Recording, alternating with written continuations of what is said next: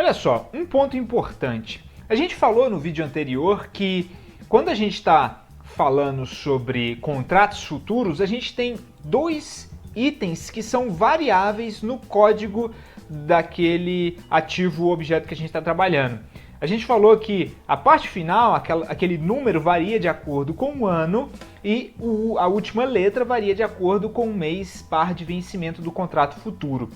Mas para a gente analisar a série histórica completa, a gente não pode trabalhar utilizando essas variáveis do código, do ticket, porque a gente não consegue ver como um todo o comportamento do gráfico. E para a gente estabelecer as médias, para a gente ver a tendência longa, para a gente ver a tendência média, a gente precisa não só dos registros dos volumes de todos os contratos, como também a gente precisa ver o alongamento das negociações ao longo do tempo, porque aí a gente consegue visualizar se aquele gráfico ele está tendo um comportamento altista ou baixista, e isso é importante. Então olha só, então eu vou colocar aqui para você dar uma olhada o INQ 2020, que tem vencimento agora em agosto de 2021.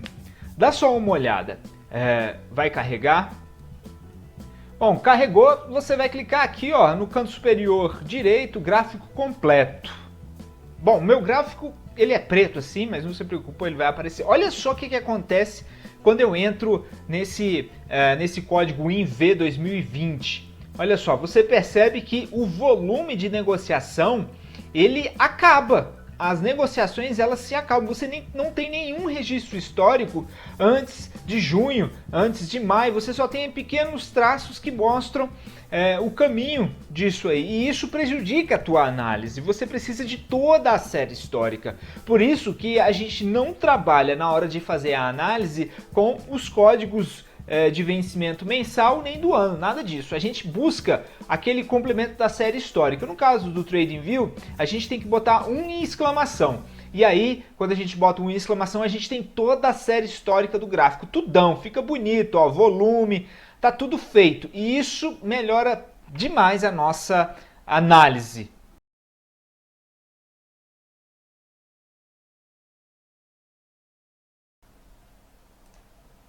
Bom, agora que a gente preparou o nosso gráfico para análise de tendência, vamos dar uma analisada aqui inicialmente.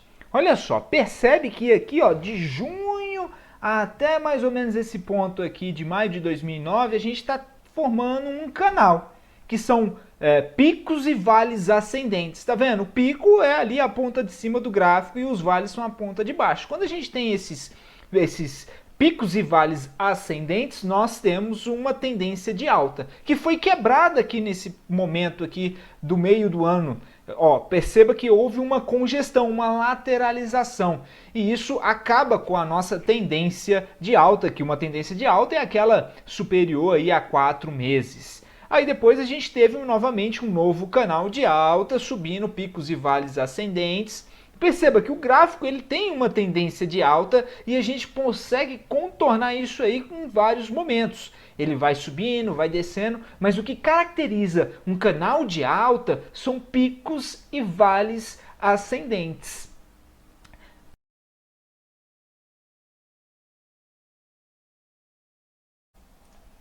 Muito bem, alguns eventos eles podem danificar os canais de alta de uma maneira muito brusca, como foi o caso aqui do efeito Covid, que fez uma completa desestabilização do mercado, tá certo? E fez com que o mercado ele perdesse tudo isso aqui até voltasse até maio de 2018, quando começa novamente a engatar a tendência de alta da bolsa que veio lá de 2016, nesse grande canal de alta. Perceba que de 2009 até 2016, praticamente as pessoas não ganharam nada na bolsa em termos de mercado futuro, isso ajustado. Isso foi uma lateralização muito grande e o Covid ele fez isso ser destruído. Perceba? Então, o que a gente observa agora em um cenário pós-Covid? Olha, a gente percebe novamente um movimento de alta fechando todo o gap, que a gente chama esse espaço, a gente chama isso de gap, até o fechamento dessa grande queda. É isso que o mercado está fazendo. Ó, observe, desde abril, passando maio, depois junho, ele vem buscando novas altas sucessivas, de novo, picos e vales ascendentes, formando um novo canal de alta. Perceba que isso dá a tendência de alta de longo prazo para o índice. Perceba, para o índice futuro as pessoas estão mais otimistas. Isso a gente tem a tese que eles estão querendo fechar novamente esse buraco que o Covid fez, como se nada tivesse acontecido. Então ele busca novamente alcançar essa linha daqui de cima e essa linha de baixo, que é mais ou menos o que concentrou grande parte da negociação passada. Observe, esse aqui a gente tem, vamos dizer assim, o que ocasionou toda a negociação. A gente está falando entre 116 mil pontos e 101 mil pontos. A gente vê que esses pontos são pontos de suporte e de resistência criados no passado. Então, esse é um ponto importante, porque a tendência ela tende a encontrar os pontos de suporte e resistência criados no passado.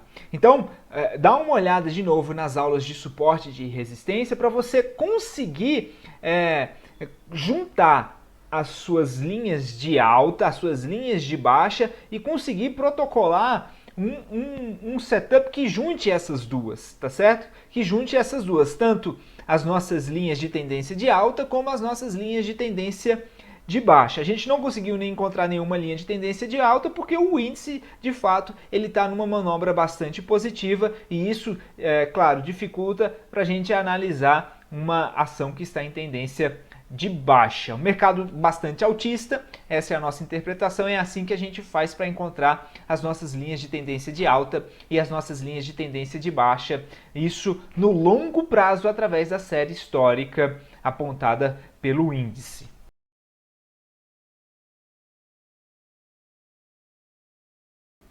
Nos dois vídeos anteriores, nós falamos das tendências primárias, que é aquela que se estende mais de um ano. Falamos das tendências secundárias, que é ali próximo a 2 ou 3 meses. E agora nesse vídeo a gente fala sobre a tendência terciária, que é aquela, eu considero aquela que está ali entre 45 dias, 5 semanas até 3 semanas. Observa que quando a gente olha o gráfico aqui de 45 dias, a gente percebe que a gente tem um canal de alta, depois há um rompimento, uma perda de força e depois uma congestão.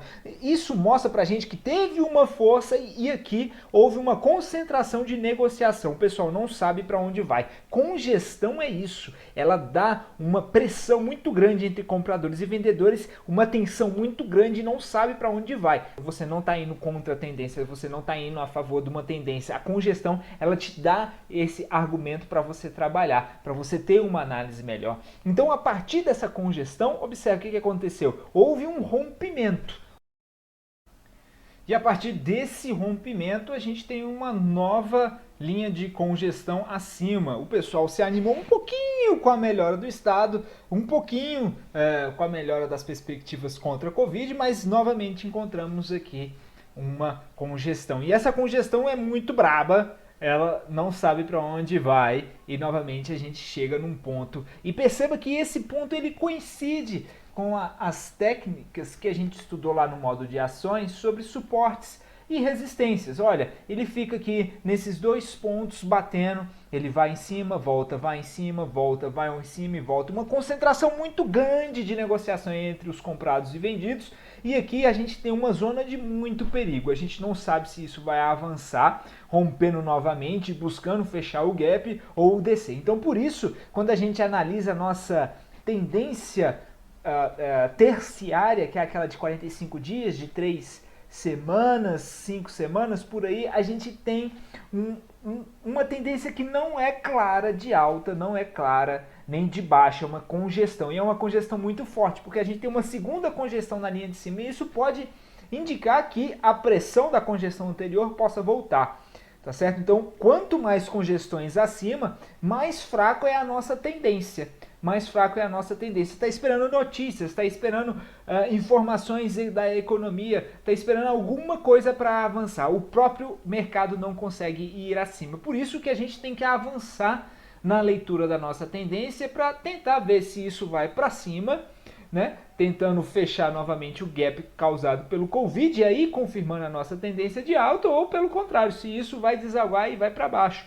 A gente precisa buscar informações no noticiário de eventos corporativos. Olha só, a gente está nesses dois pontos bem na base do suporte. Isso pode naufragar e ir de volta para a congestão anterior. Então, por isso que a gente, na definição do nosso setup, a gente considera que também a gente vai falar isso na próxima aula, lá no próximo módulo, quando a gente começa a falar sobre notícias e comportamentos e eventos corporativos, porque isso vai afetar as tendências e principalmente a tendência terciária, que é aquela mais suscetível a eventos corporativos, a divulgação de resultados. Essa mudança de patamar aqui pode ter sido causada pelo evento corporativo dos balanços. Ela estava naquele patamar e houve realmente uma melhora de todos os balanços e que levou para a parte de cima, ou seja, evento corporativo mudando as tendências além dos comportamentos.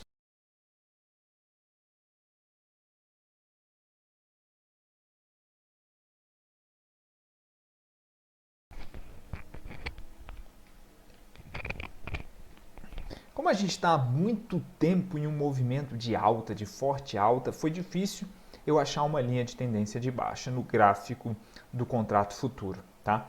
Mas quando a gente coloca isso em um gráfico menor, ao invés de ser um gráfico diário, a gente coloca em minutos, a gente vai mais além. Não é comum a gente fazer uma análise de tendência terciária em gráficos de 15 minutos, mas eu vou fazer por fins de didática. Olha só, nesse último período a gente consegue ver que o gráfico está mais ou menos concentrado para baixo. Você percebe que é uma inclinação levemente, é como se ele estivesse derretendo. Ele não é uma inclinação muito forte, é uma inclinação suave, mas a gente consegue perceber que ele vai levemente caindo numa posição descendente. Então a gente consegue achar os picos e vales descendentes e a gente forma esse pequeno canal de baixa. É um canal de baixa que ele fica transformando essas linhas superiores e inferiores em linhas como se fosse de suporte e de resistência, percebe? Olha o movimento dele como é, para cima e para baixo em zigue-zague, como se ele estivesse batendo em suportes e resistências. Isso é interessante, porque quando você encontra o seu canal de baixa, esse canal ele se comporta como se fosse linhas de suporte e resistência. Ó, ele bateu nesse ponto aqui, nessa linha de suporte, justamente a anterior, e aí você traça a linha de resistência para tentar ver aqui o comportamento adequado com as linhas horizontais de suporte e de resistência. Isso é legal quando você combina esses dois fatores para você fazer uma análise mais completa do teu gráfico.